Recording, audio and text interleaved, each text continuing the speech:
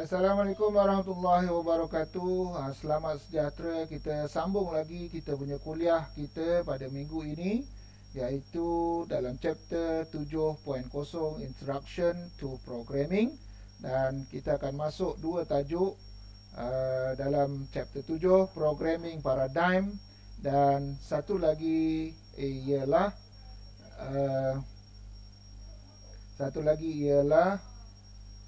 Language Translator. Kita ada dua yang masuk untuk Programming Paradigm dan Language Translator.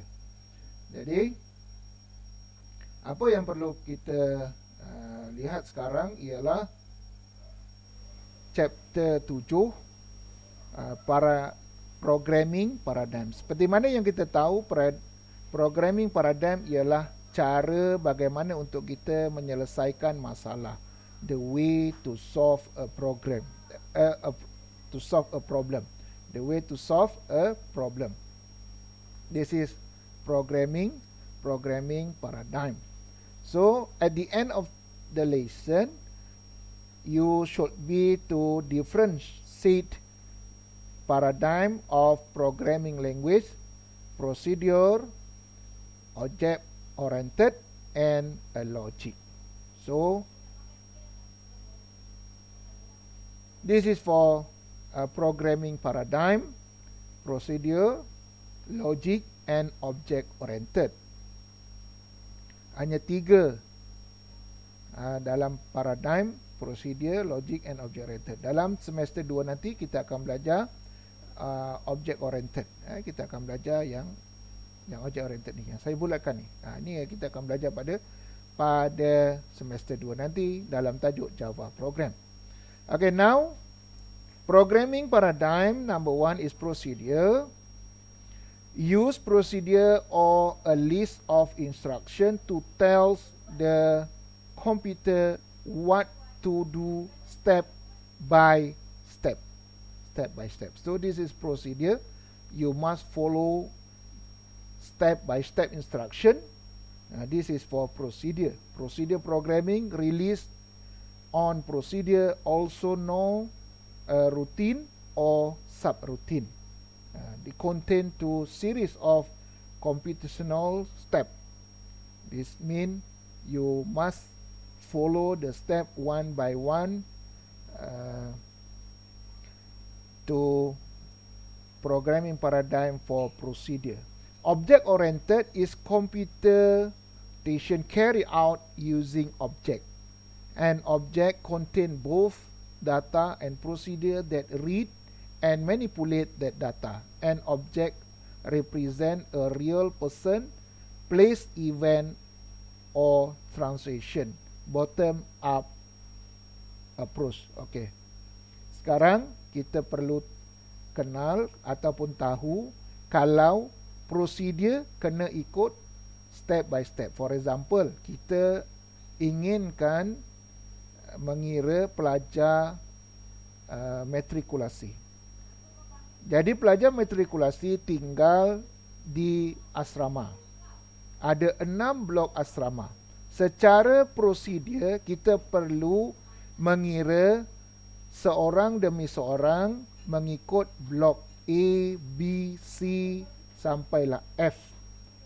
Itu secara prosedur. Iaitu step by step. You must count one by one. But object oriented, you can split the amount of student in at the block. For example, dalam blok A ada berapa pelajar, blok B berapa pelajar, blok C berapa pelajar, dan sehinggalah ke blok F. Kemudian jumlah setiap blok akan dijumlahkan dan dapatlah jumlah semua pelajar. Itu perbezaan di antara prosedur dan object oriented. Object oriented can you be split the object, but procedure must follow the step by step.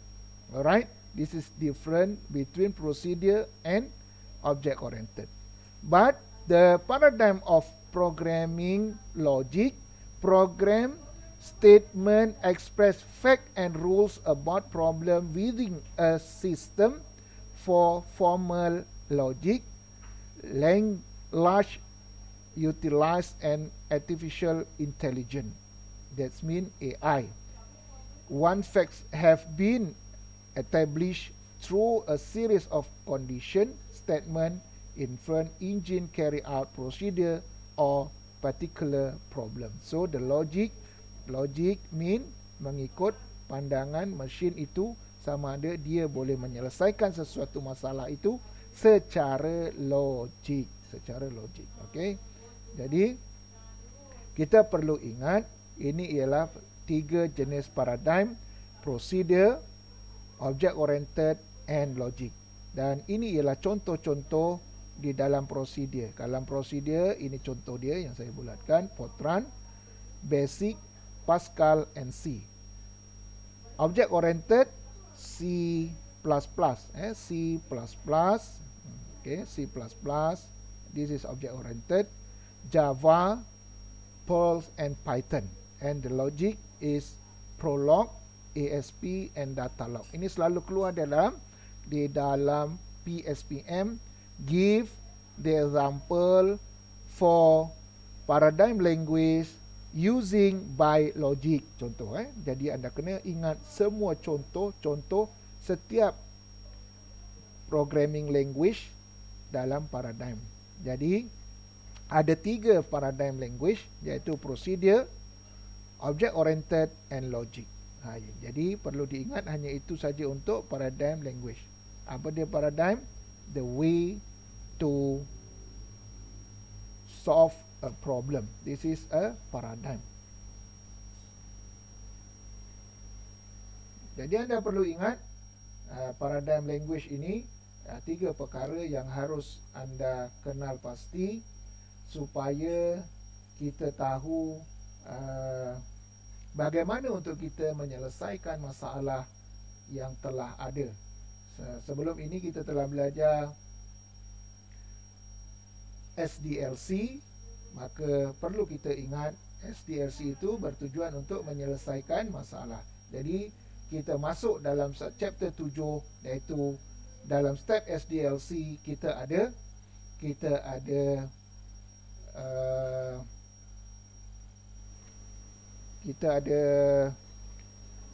step yang ketiga, design. Okey, design iaitu kita masukkan dalam programming language. So number 3 of introduction programming language is translator. Now kita akan masuk apakah translator. So you must know and explain what is compiler, interpreter and assembler. This is for example for language translator. Okay, now translator, what's mean of translator? Convert program source code into language that a computer processor can understand. So a translator will convert the source code into machine code object. This is very important, and the meaning definition of translator: convert programming source code into language that a computer processor can be understand. This is for example high level language to low level language. This is high level language nearer by human language, and to computer use for the instruction must be translator, must need translator, use translator to translate the instruction. So computer will be know what the task of the computers you will be need. So translator will be computer process only understand machine language. Translator will be only understand machine language. Sebab itu kita tahu translator ini hanya untuk translate dari high level language to low level language. Jadi dia tahu bahasa mesin sahaja. This is issue because programmer refer to use a variety of high level and low-level programming language instead. So this is very important. Human will be know only high-level language, so computer only know machine language. So must be use translator to translate or convert the instruction to computer need to use the instruction and use the task of human instruction. So this is a type of language for translator, assembly, interpreter, and compiler. Okay, this is for assembler. Convert program write in assembler language to machine code and execute file for machine code in procedure object code. You must know assembler in low level language type, but in low level language type, machine language and assembler language. Assembler language is nearer by human, so must be need to translator to translate from assembly language to machine language or machine code. Okay, now this is assembler. Dari coding assembly language kepada machine language. This is for example for assembler. One low-level language statement is usually translated into machine code instruction. This, for example, turbo assembler, Microsoft macro assembler. This is for example for assembler. Selalu keluar juga di dalam PSPM. Give the example for assembler language, assembler translator. Jadi dalam assembler translator menggunakan turbo assembler. This is for example for application Microsoft micro assembler. Okay, now interpreter convert by high level language to low level language.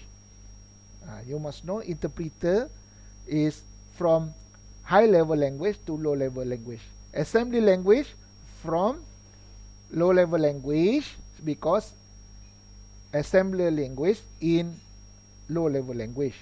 But interpreter is convert of sources program at a time into machine language, then temporary execute high level language one statement at the time.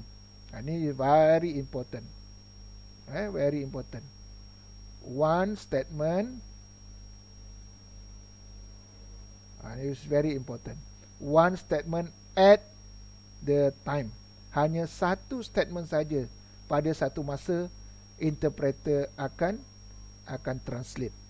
Jadi perbezaan di antara interpreter dan compiler iaitu interpreter akan convert hanya satu statement saja.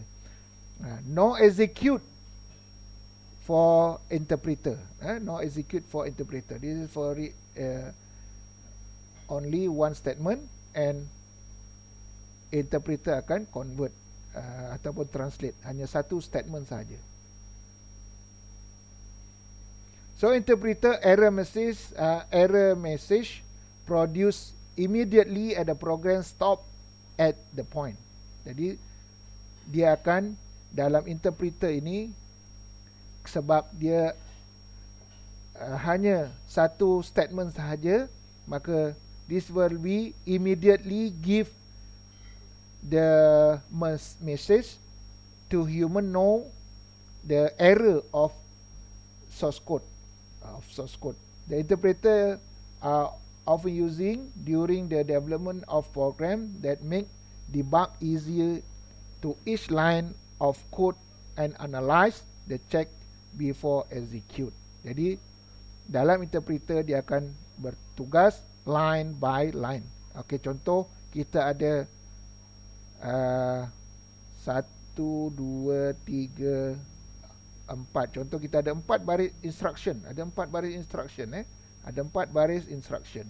Jadi apa tugas interpreter? Interpreter akan baca satu baris ini dan dia akan translate pergi ke machine code. Baru kemudian kalau tak ada error, maka dia akan on. pergi kepada next line. Next line will be checked in one statement. Is okay, go to next line. If the line 3 is error, immediately will be noted or noted to human. Will be noted to human. So interpreter will immediately give message to human, no the error. This is interpreter.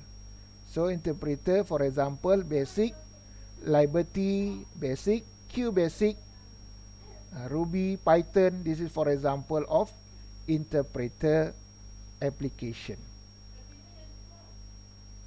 So now compiler.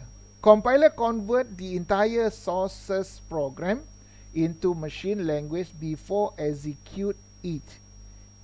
An execute file for machine code is procedure object code. The error report will be produced after the entire program is compiled. This error may cause of program to crash. Okay, for example, tadi kita tahu bahawa interpreter akan will be checking one by one or one statement to one statement or line by line, but compiler will be compile the convert entire of sources. Jadi contoh, kita ada 4 line tadi.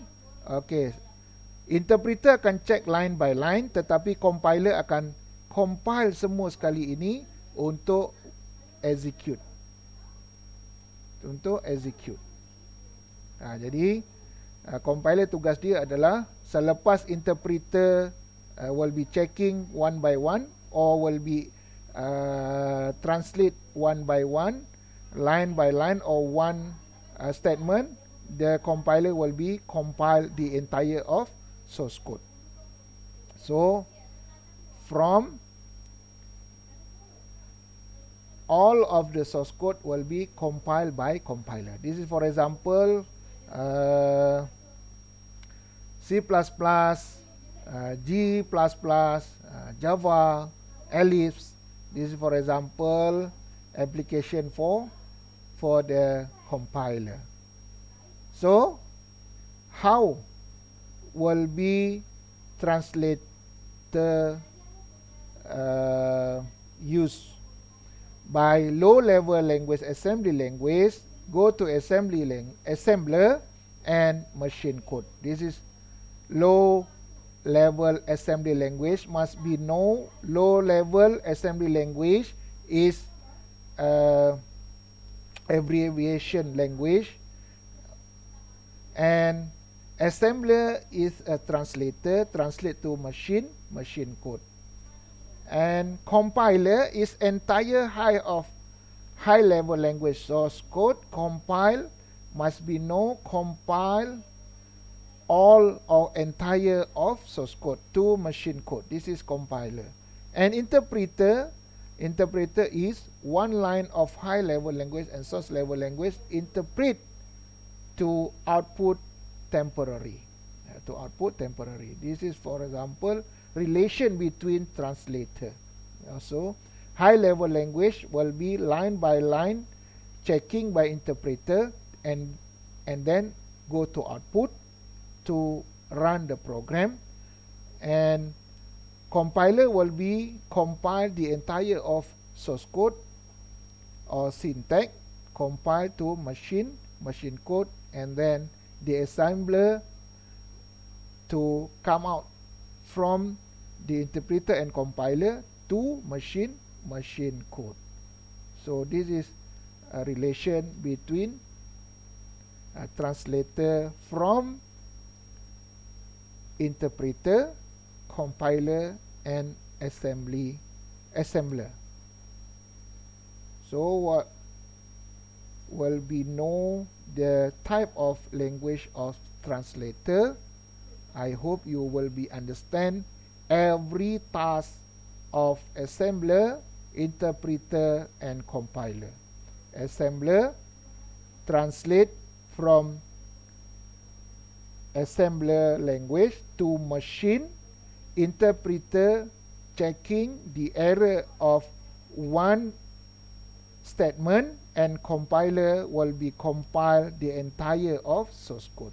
So you must be know what's the different tasks of translator, assembler, interpreter, and compiler. So I hope you will be understand to the chapter 7, and if you not understand, you must ask to me at Telegram group. Thank you very much. See you for next lecture.